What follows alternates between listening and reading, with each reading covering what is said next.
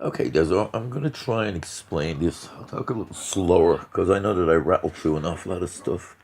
Um, we'll go through the radio stack and I'll show you why they're important to have the multiples on them. If I can do this. Never find it. Here we go. We'll zoom in on that guy there. Alright. So the flip thing. You turn the power on this. There we go. So the flip thing works like this. Once again, this is two radios, right? Yeah, what are you doing? Go back. There are two radios in this one. It's two full radios, as in that's the nav. That's the comm radio there, and then this is a nav one. So if you look closely, you'll see that the radio is like this. So there we go. So this is nav 1, and that's comm 1 there. So the flip only moves this from here to here. So your question was, how do you know which one you're on? Well, that's nav 1. I always know that the radio that's there is the signal I'm on.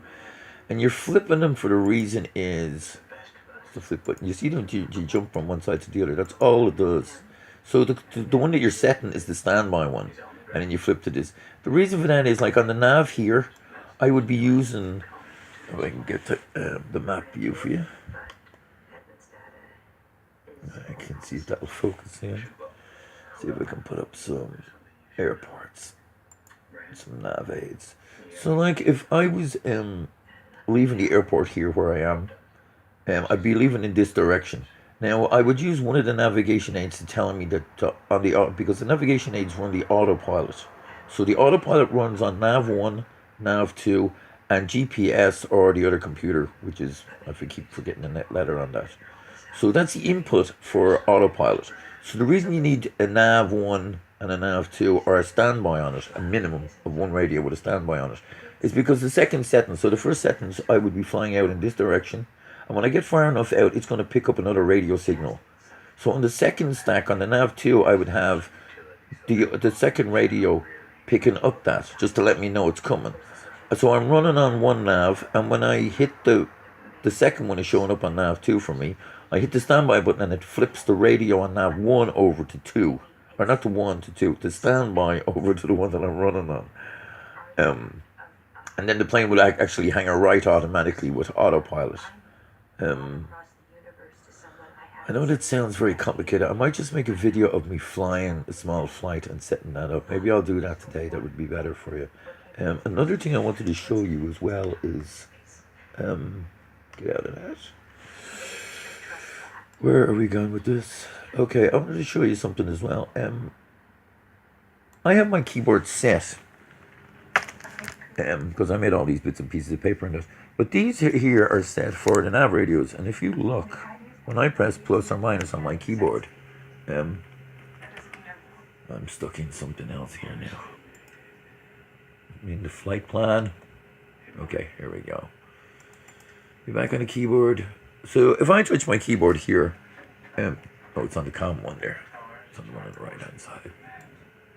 You can see they go up by single increments. That's okay with us too. And the reason it's okay is because the nav radios themselves, like this is a nav radio, the lowest frequency it does is 108, and it only goes up as far as 118. So it doesn't go any higher, it goes to 117 actually. So it only actually moves 8 places. We can't make it where it's an 8 switch button on it, but we can make it where it moves one at a time, like a clicker. Or you can hold it and it'll flick up like holding one of these buttons down. Well, it's not actually holding the button down, but you can make it where you could click it like that. That's not a big deal. Rather than the rotary things that we're having a problem with the rotaries. And this is only set up on the keyboard situation. I don't know whether you know, but in here, on the keyboard and that setups, the joystick and the environment and that in here, it gets into where you're into a mad amount of stuff just for setting keys. Like the buttons just go on for forever and ever. This is the other, the easier version of what we're doing, where we're sending the information up. But this is literally every piece of information you can put out on it. And like this is just electronics there alone, and that you can pick and choose. These are just for buttons that you can pick and choose to turn stuff on and off, which are literally thousands of buttons. But these are the keyboard ones. So worst case scenario, if we have to, we should be able to tie one of the switches in to an up and down keyboard number.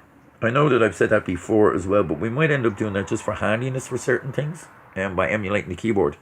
But that is one way around the radio stack if we can't get the pods working, because I know the pods problem is the same things that the Koreans are having trouble with. That's why them two guys in, from what I was reading, the two guys in Las Vegas there, they're getting around that problem. I think they're just redoing them or putting more expensive pods in, and I don't mind spending money on pods if we know this works. It's not a big deal to spend, a couple of dollars on each one if we have to.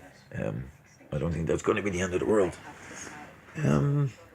I think that's all I have to say. Except for I did get my nanos. There's a whole bunch of stuff arrived today.